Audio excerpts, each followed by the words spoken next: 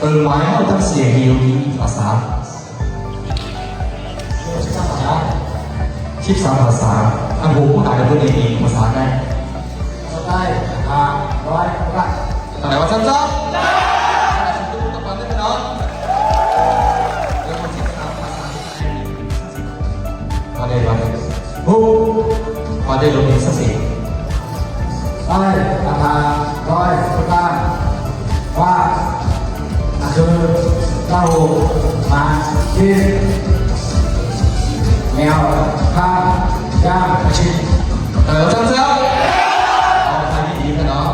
เอาขาของมันกันเนาะอีดีจุดขาอีดีเนาะ后脸一排2发。好的，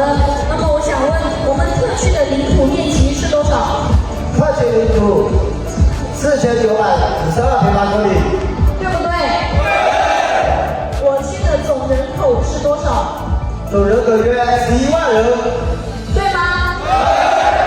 好，我们特区总共有几个县？有3个县，分别有哪几个？文拉县、阳马县、车德县，对不对？